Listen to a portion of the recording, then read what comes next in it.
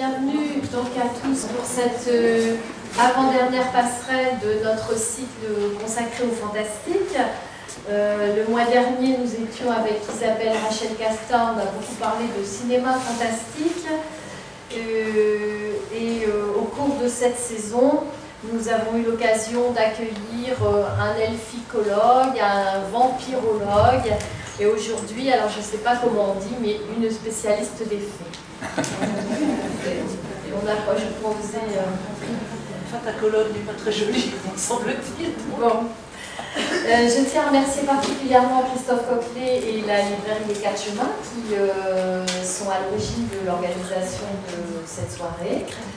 Je tiens d'ores et déjà à vous préciser que vous pourrez vous procurer les ouvrages de Claudine Blot et d'autres d'ailleurs, je pense, sur le stand de la librairie qui est dans le hall à l'issue de la conférence. Alors, Claudine Blot est présidente je regarde mon petit papier, du Centre de l'imaginaire arthurien qui existe depuis 1988 et qui est installé au château de Compère en Brocéliande.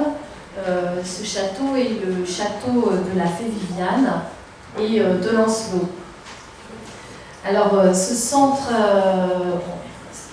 arthurien, donc, dont le vice-président n'est autre que Michel Lebris, et le chancelier, on a envie de dire grand chancelier, un certain Pierre Dubois, que d'aucuns connaissent bien aussi, puisqu'il était parmi nous il y a quelques mois. Voilà, donc Claudine Blot, je vous laisse nous parler des faits. Alors, je vais quand même juste préciser que dans la salle, il y a aussi un ex et futur trésorier du centre arthurien, parce que comme la Bretagne est une région, est une province, est un État qui a eu des frontières fluctuantes, eh bien, on n'hésite pas à venir jusque dans le Nord, tant pis pour vous, recruter les éléments de valeur. Donc voilà, au fond de la salle, un ami de Douai, voilà, qui depuis des années assure cette lourde fonction qui, elle, n'a rien de féerique, mais qui a tout le chevaleresque, je trouve. Voilà, mais écoutez, merci beaucoup de cet accueil. Moi, je suis ravie de venir dans le Nord.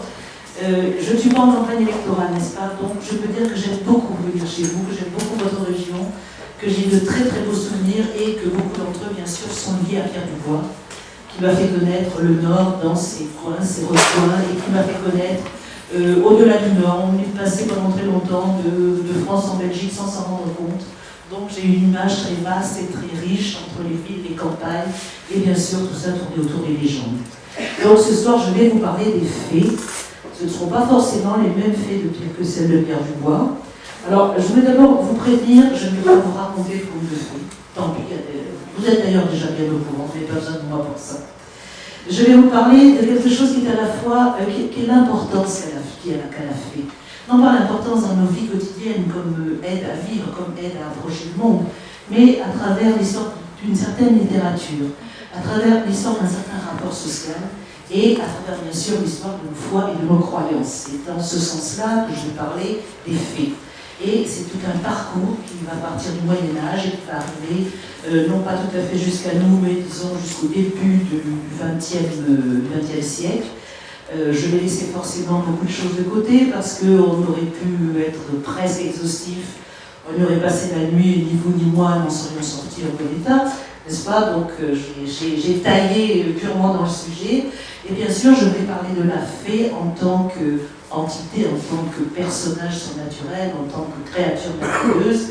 Mais parfois, quand je parlerai de la fée, ça sera aussi le monde féerique et le monde merveilleux, avec tout le cortège, bien sûr, qui escorte habituellement les fées. Alors, je vais d'abord poser un présupposé, c'est que tout le monde croit aux fées, mais c'est qu'il y en a qui ne savent pas encore qu'ils croient aux fées. Donc on va démarrer sur ces bases-là, qui expliquera bien sûr tout le propos qui suit. Alors je crois que dans le monde entier et dans toutes les périodes de l'humanité, il y a toujours eu cette grande inquiétude, cette grande angoisse, mais le monde est là autour de nous, nous sommes là au milieu, et entre, qu'est-ce qu'il y a?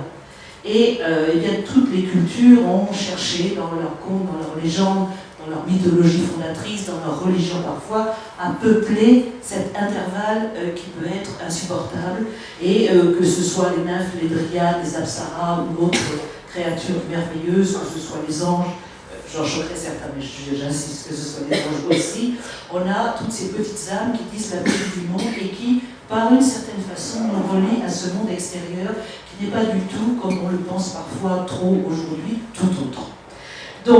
Donc avant les fées, il y a toutes ces populations-là.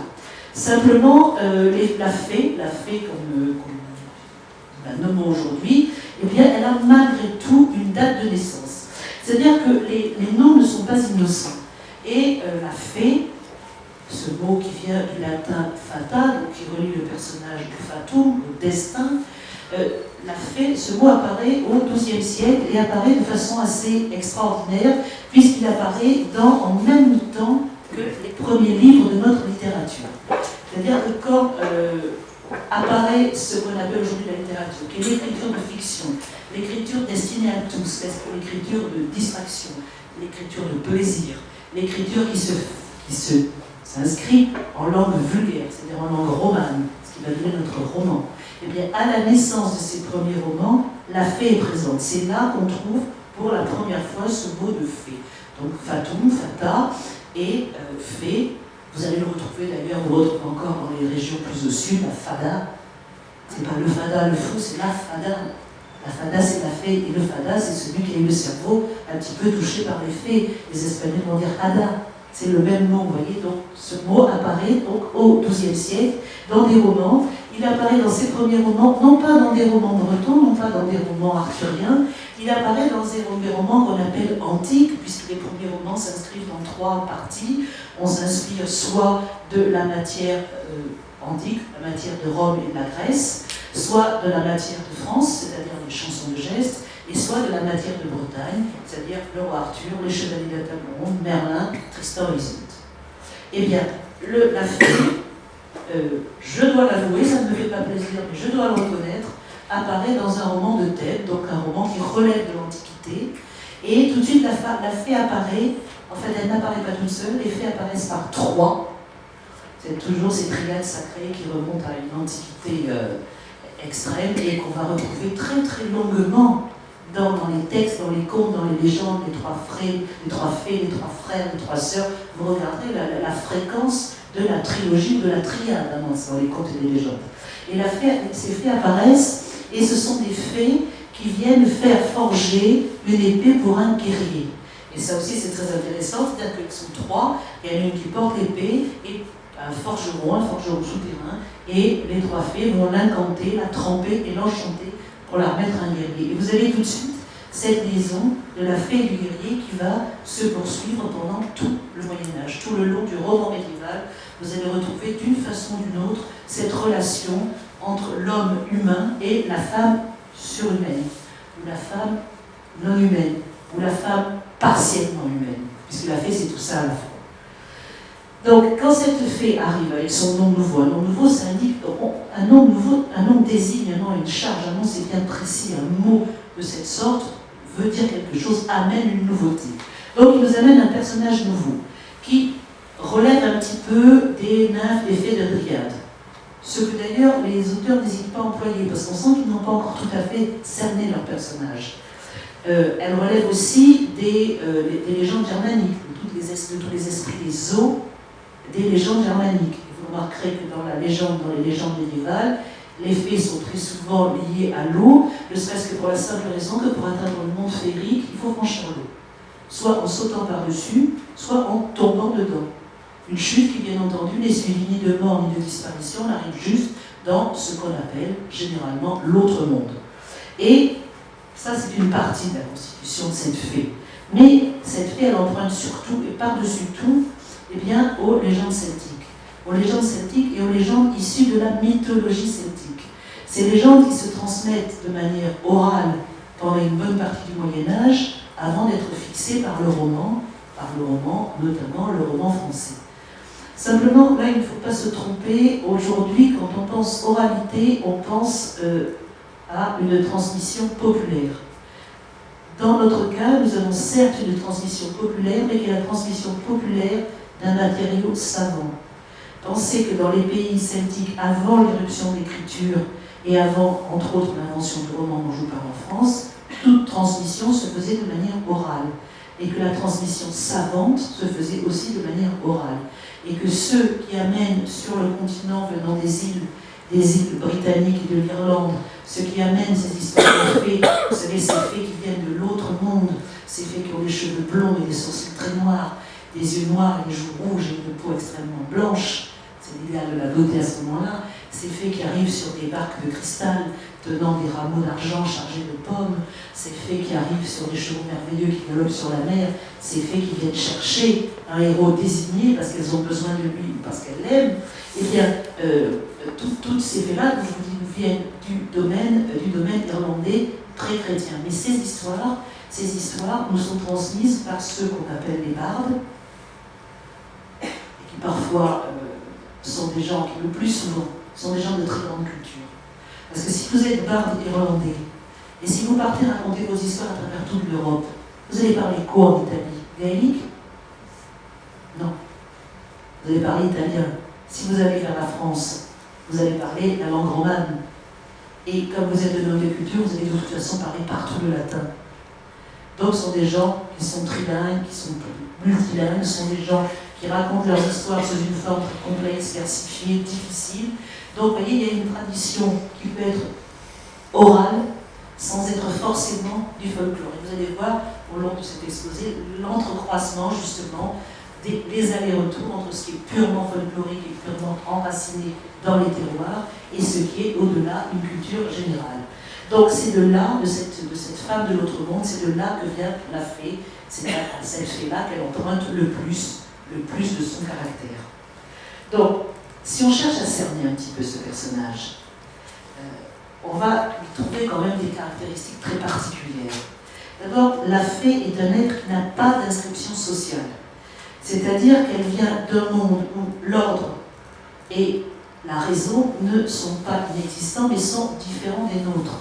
On ne juge pas de la moralité, on ne juge pas de la cruauté d'une fée, parce qu'il faudrait juger à l'aune de l'humanité, et ce n'est pas le même monde, même s'il y a des ressemblances. Et non seulement elle n'a pas d'inscription sociale chez nous, même si elle apparaît avec l'allure d'une princesse ou d'une fée, parce que la fée est liée à la beauté et liée à la richesse, mais plus que ça, elle bouleverse l'ordre social. Vous savez, c'est cette histoire qui est racontée 10 fois. Elle connaît les destins. Je ne dis pas qu'elle les crée, les destins. Elle les fait advenir, c'est pas la même chose. Elle sait comment les faire advenir, elle sait où intervenir. Le destin est peut-être dicté encore en amont de la fée. Elle vient faire l'articulation entre le monde de ceux qui savent, les puissances qui savent, et les humains. Et elle bouleverse l'ordre social, c'est-à-dire qu'elle va venir élire le meilleur selon ses critères à elle, le meilleur chevalier, le meilleur amant, le meilleur poète, fut-il le dernier dans la hiérarchie sociale. Et c'est le jeune guerrier assez courageux dont elle a besoin,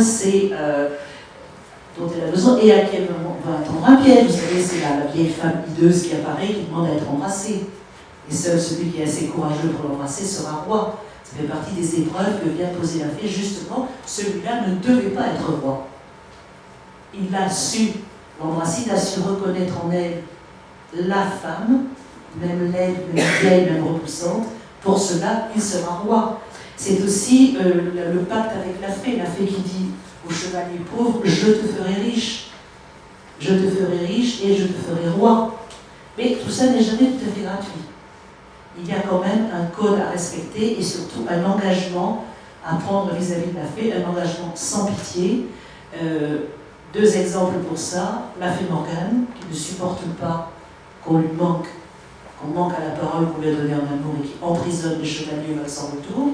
Et l'autre exemple, c'est la fée Mélusine, qui est elle-même victime, qui demande à Raymondin, son époux, de l'épouser et de ne jamais chercher à la voir le samedi. Raymondin va la trahir involontairement, l'histoire est assez longue, mais la trahir involontairement. Raymondin n'en mourra pas, mais sa lignée, qui était une lignée royale et faite extrêmement riche par Mélusine, va petit à petit tomber la richesse va tomber en lambeaux, les royaumes d'Orient vont leur échapper, et Mélusine elle-même d'ailleurs sera punie puisqu'elle sera condamnée à rester sous sa forme de demi-femme, demi-serpente. Mais la fée, vous voyez, n'hésite pas à bouleverser cet ordre social. C'est une espèce de semeuse trouble très élégante, très belle, mais qui peut vous réduire à l'insignifiance et à la condamnation dans la minute. Alors, par contre, ce qu'on remarque, c'est que les fées ont de la puissance, mais elles ne sont jamais toutes puissantes. Elles sont puissantes à un moment, à un endroit, et sur une action particulière ou sur un personnage particulier. Si elles étaient toutes puissantes, de toute façon, la société médiévale ne les aurait pas supportées. Il n'y avait qu'un seul qui était tout puissant à ce moment-là, c'était Dieu. Donc il aurait été assez maladroit de créer des créatures aussi puissantes que lui. Donc la fée a une action précise à mener. D'ailleurs, vous voyez souvent dans les histoires de fées médiévales, des fées qui sont liées à une famille, à un château, à une forêt. Là, je parle de Brocéliande, que je connais bien sûr peut-être un peu mieux que les autres. C'est très net. Ou alors elles sont liées au mariage, à la naissance d'enfants, à l'enrichissement, à sauver un roi d'une bataille, mais elles ne vont jamais agir tous azimuts sur toute la puissance d'un royaume, d'un territoire ou d'un continent. C'est très ponctuel. C'est-à-dire qu'elle relaie quelque part les anciens petits dieux païens qui agissaient sur un carrefour, sur un arbre, sur une source. On a exactement la même inscription avec la fée. Et d'ailleurs, à ce point de vue-là, je dis elles ne sont pas toutes puissantes parce que seul Dieu est tout puissant, et se pose la question, mais comment se fait-il que dans un Moyen-Âge qui est quand même l'apogée, ou du moins des sommets du christianisme, comment se fait-il qu'on tolère si bien la fée? Alors là, les auteurs ne s'embarrassent pas de mille façons. On a toujours l'auteur du livre entre nous, la fée. Les auteurs ne s'embarrassent pas, ou ils font jurer à la fée, à chaque tournant de page, qu'elle est chrétienne, que personne n'aime le Christ plus qu'elle, et tout va bien, le prix est payé, on a payé le prix pour survivre, et on a comme ça des pages très étonnantes, où on voit la fée Viviane, au moment où dans le lac, dans le palais, qui est caché par un lac enchanté créé par Merlin, et Dieu sait que là on est dans le cœur de la légende bretonne et de la mythologie celtique, et puis on voit la fée Viviane, au moment où Lancelot va partir. Lancelot est un enfant des hommes, passé à un certain âge, il ne peut plus rester dans le monde féerique, ou alors il reste à jamais. Et là, Viviane l'a élevé parce qu'il avait une mission à accomplir auprès du roi. Elle lui fait une leçon qui est entièrement bâtie sur le rôle du chevalier en référence au commandement de l'Église. Et c'est une fée des eaux qui tient ce discours. Mais ça ne choque apparemment pas. Il n'y a pas de condamnation de ce discours-là. Ou alors, l'autre solution, très simple aussi, théologiquement irréfutable, Dieu a tout créé. Ah ben, il a créé les fées aussi. D'accord, il a peut-être un peu raté leur âme, mais il les a créés, donc les fées aussi sont des créatures de Dieu, aussi perfectibles d'ailleurs que les hommes, aussi critiquables, aussi sujettes au péché, peut-être un petit peu moins parce qu'elles n'ont pas d'âme, c'est déjà plus facile comme ça. Et d'ailleurs, petit à petit, à mesure que le Moyen-Âge, qu'on va avancer dans le Moyen-Âge, à mesure qu'on va avancer dans le roman médiéval, ce bel équilibre qu'on trouve au XIIe et au début du XIIIe siècle, dans les grands textes, dans les grands romans, ça va s'effriter. Ça va s'effriter et plus on avance vers la fin du siècle, eh bien, plus les fées deviennent plutôt soupçonnées de sorcellerie. Sorcellerie, elles deviennent laides, ce qui est la dernière des offenses qu'on puisse faire à une fée, c'est-à-dire qu'elle est laide. Ou alors elles sont tout simplement, dans leur fonction, remplacées par des anges. Les anges qui sont, comme elles, des créatures de l'entre-deux, comme elles, des créatures très belles, mais qui sont quand même beaucoup plus conformes, bien sûr, au désir de l'Église. Mais là encore, malgré tout, elles ne sont jamais sujettes à une condamnation totale, il n'y a jamais un rejet de ce que de l'auteur ni des lecteurs de ces romans-là.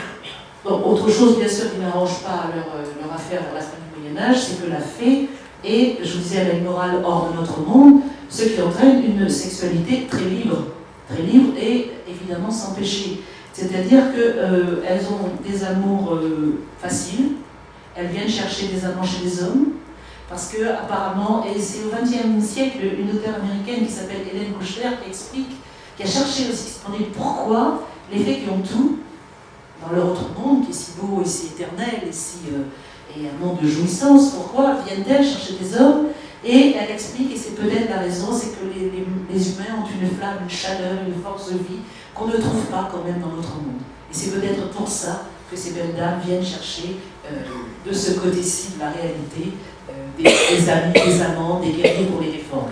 Toujours est-il qu'on s'aime une nuit, une vie, et une vie dans notre monde, c'est beaucoup plus long qu'une vie dans notre monde. Mais si tout va bien, on peut, comme on dirait aujourd'hui, se séparer bons amis.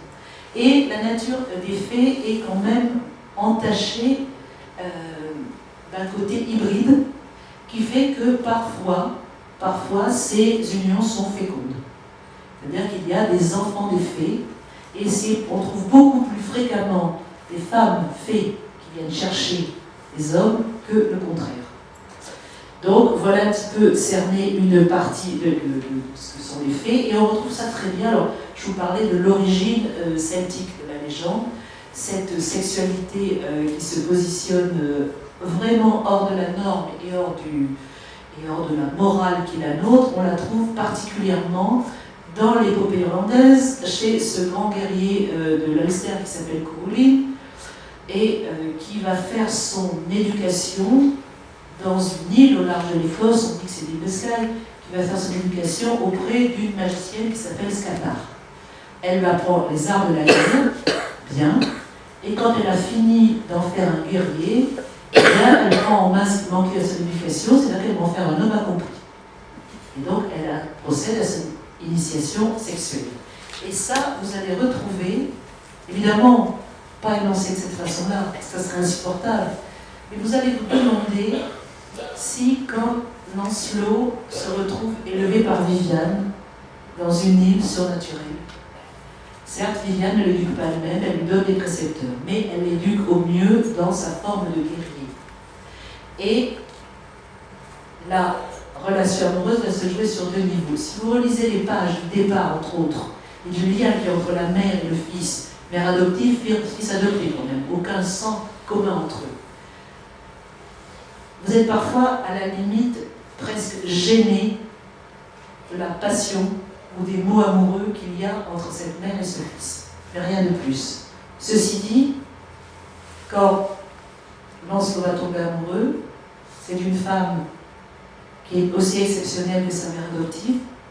C'est d'une femme qui est plus âgée que lui largement autant qu'était sa mère adoptive, Viviane bien sûr, et Viviane va encourager la passion spirituelle et charnelle de son fils pour Guenièvre. Vous voyez, vous avez le parallèle là entre, quand je vous dis les fées ont une histoire, voilà d'où vient une histoire de fées. Comment la fée Viviane est exactement dans le schéma, dans le schème et dans le thème semblable à Scathach, la magicienne irlandaise. Voilà un petit peu ce qu'on peut dire des fées. On voit aussi dans leur comportement une relation à la nature qui est très très clairement inspirée de l'Antiquité. Les anciennes prêtresses des Celtes et des Germains, ces magiciennes qui connaissaient les plantes, les étoiles, qui commandaient au temps. Et on le voit dans le roman médiéval, on le voit dans les textes anciens irlandais, on le voit dans le roman médiéval, Morgane particulièrement. Et au XIXe siècle, on voit revenir ce thème avec Chateaubriand, quand il parle de la druidesse, je le mets entre guillemets parce que évidemment le terme de druidesse est un terme qui doit tout à la phraséologie romantique, hein. Et quand il parle de la druidesse Véleda, il dit « Les fées gauloises ont le pouvoir d'exciter les tempêtes, de les conjurer, de prendre la forme de différents animaux. » Morgane se transforme en corbeau pour voler au-dessus de la mer, et Viviane, dès sa première leçon avec Merlin, commande aux eaux. Vous voyez la construction, l'histoire de l'origine de la fée. Et alors, cette fée-là, maintenant comme au Moyen-Âge, évidemment, à quoi sert-elle? Dans un premier temps, la littérature dans laquelle elle est appliquée est une littérature de plaisir, est une littérature qui fait rêver, est une littérature qui fait sortir des réalités du monde, ce qu'on cherche encore nous-mêmes souvent d'ailleurs dans nos romans. Mais en fait, vous trouvez tout d'un coup, dans une société qui est quand même, quoi qu'on en dise, la dominante masculine, vous trouvez des femmes qui donc manipulent le destin des hommes, vivent plus longtemps qu'eux, commandent un destin que parfois eux ignorent. Elles sont et souveraines et magiciennes. Je vous parlais de Morgane. Morgane, son sortilège le plus connu, c'est celui du val sans retour. Or, au Val sans retour, elle enferme, elle se venge de son amant qui l'a trompée directement. Ensuite, parce qu'elle a été trompée, elle décide qu'elle se vengera aussi des autres hommes qui ont pu tromper leur femme un jour ou l'autre, qui la tromperont ou qui pensent à la tromper. Mais là, ce n'est plus du tout une histoire de femme trompée en fait, c'est une histoire de souveraine bafouée. Et vous voyez, là aussi, il y a une dame fée, royale, et qui domine, qui écrase le destin masculin. Donc si on devait résumer, au bout du compte, la fée au Moyen-Âge, elle est à la fois, par rapport à la société, ce que l'homme voudrait obtenir, ce que l'homme voudrait avoir, la femme la plus belle, la femme qui vous fait riche, la femme qui vous garantit un destin hors du commun, mais elle est aussi, pour l'autre partie de la société bien sûr, elle est ce que la femme voudrait être. Et je crois qu'avec ça, on a un petit peu cerné ce qu'est la femme et à quoi sert la fée au Moyen-Âge et ce qu'elle peut dire. Or, bien sûr, le fait de nous dire que le monde n'est pas si simple, qu'il y a ce monde-ci et l'autre monde, et or le fait aussi de transmettre jusqu'à nous, enfin jusqu'à la période médiévale, des histoires très anciennes qui ne doivent pas mourir. Et son image, évidemment, s'altère parce qu'il y a la pression de la société et la pression de l'histoire, et que, après ce 12e et ce 13e siècle, où la fée joue un rôle qui n'est jamais très important dans le roman, mais qui est essentiel, où la fée est triomphante, et bien il va y avoir des guerres, il va y avoir des hérésies, il va y avoir les grandes pestes, et la société va être moins portée sur l'enchantement et la merveille, et la fée va prendre elle aussi, du coup, va prendre le contre-coup de tout ce qui se passe là, et va devoir vieillir, enlaidir, et petit à petit s'endormir. Donc voilà les grands traits de la fée au Moyen-Âge, plus le fait qu'elle joue aussi un rôle politique